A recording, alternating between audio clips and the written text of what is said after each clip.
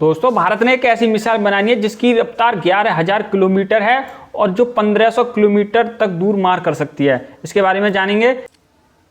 और दुनिया की किसी भी रक्षा प्रणाली को चकमा दे सकती है। क्या भारत अब अमेरिका, रूस और चीन के बराबरी में आ गया? इसके बारे में जानेंगे।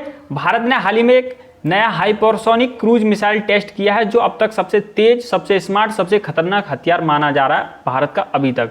जो दोस्तों भारत के पास मिसाइल है उन मिसाइलों में सबसे ज़्यादा खतरनाक मिसाइल भारत ने बना ली है। उसका टेस्ट भी कर लिया है। इसके बारे में और डिटेल में जानेंगे। दोस्तों सबसे पहले जान लेते हैं हाइपरसोनिक मिसाइल क्या होता है। दोस्तों हाइपरसोनिक मिसाइल वो होती है जो माक 5 से ऊपर की स्पीड से उड़ान भरती है, मतलब 6000 किलोमीटर से ज़्यादा तेज गति से चलती हैं। उन्हें हाइपरसोनिक मिसाइल कहा जाता है। ये बैलिस्टिक और क्रूज मिसाइल से अलग होती हैं। हाइपरसोनिक मिसाइल दुश्मन की रडार से बचकर जमीन के करीब उड़ सकती हैं, यानी रडार के रेंज में नहीं आ पाती हैं। दोस्तों पहले दुनिया में सिर्फ 3 देशों के पास थी हाइपरसोनिक मिसाइल, अमेरिका, चीन और रूस। अब दोस्तों भारत इस क्लब में शामिल हो चुका है। दोस्तों अब बात करेंगे भारत ने किस प्रोजेक्ट के तहत इस मिसाइल का निर्माण किया। इसलिए प्रोजेक्ट है, इसका नाम है। और ये हाइपरसोनिक मिसाइल प्रोग्राम 2021 में प्रोजेक्ट विष्णु के तहत शुरू किया गया था डीआरडीओ की 2 लैब्स, जीटीआरई और गैस टरबाइन रिसर्च ऑर्गेनाइजेशन के द्वारा। दोस्तों इस मिसाइल का नाम है जिसे डीआरडीओ ने बनाया है ETLDHSM।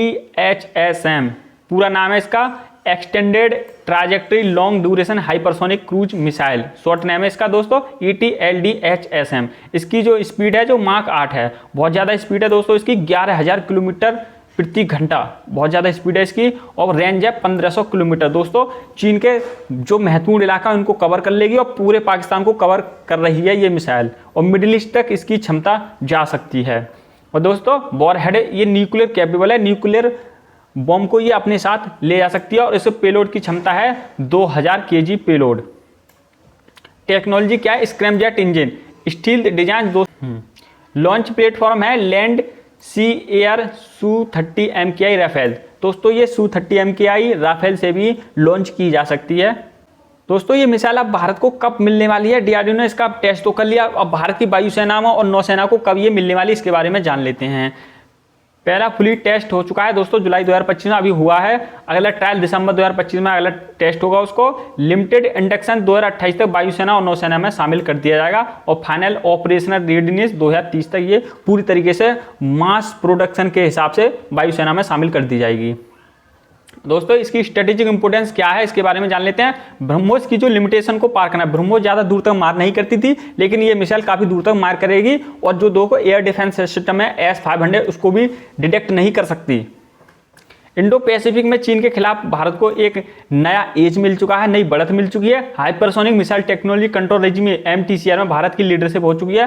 दोस्तों अमेरिका, रूस, चीन और भारत ये 4 देश हैं, इनके पास हाइपरसोनिक मिसाइल है। दोस्तों डीआरडीओ का क्या लक्ष्य है इस मिसाइल को लेकर?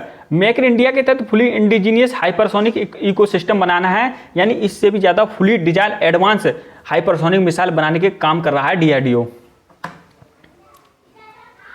दोस्तों इसके बारे में बात कर लेते हैं। ETLDHSM की अनुमानित लागत क्या है? इसकी जो मिसाइल टेस्ट की है इसकी अनुमानित लागत के बारे में जान लेते हैं। 55 से 75 करोड़ रुपये पर मिसाइल के हिसाब से भारत को पड़ने वाली है। ये पूर्ण प्रोजेक्ट की अनुमानित लागत है लगभग, जो विष्णु प्रोजेक्ट स्टार्ट किया था उसकी 6000 करोड़ से 8000 करोड़। ये आधिकारिक आंकड़े नहीं है, लेकिन ये अप्रोक्सीमेटली इतने आंकड़े दिखाए गए हैं। दोस्तों इस स्क्रैमजेट टेक्नोलॉजी का विकास इंडिजीनियस तरीके से किया गया है। ये टेक्नोलॉजी अब भारत में डेवलप हो चुकी है। मल्टीपल टेस्ट लॉन्च हो चुके हैं दोस्तों। गाइडेंस नेविगेशन सिस्टम सब इंडिजीनियस है। और platform integration Su-30 MKI Rafale और वॉरशिप और लैंड लॉन्चर से भी ये लॉन्च की जा सकती है। और दोस्तों ये एक बात करते हैं, इससे जो दुनिया का सबसे ज़्यादा हाई टेक्नोलॉजी का S-500 उसको डिटेक्ट नहीं कर सकता, इतने ज़्यादा हाई टेक्नोलॉजी में आ गया ये मिसाइल। दोस्तों भारत ने असली धमाका कर दिया है। भारत के लिए ये बेहद अहम है ये मिसाइल। यह मिसाइल चीन की DF-17 और पाकिस्तान की बाबर मिसाइल को टक्कर देता है। बिल्कुल दोस्तों चीन की जो हाइपरसोनिक मिसाइल है DF-17 जो दुनिया की गिनी चुनी हुई हाइपरसोनिक मिसाइलों में गिनी जाती है उसको टक्कर देगी।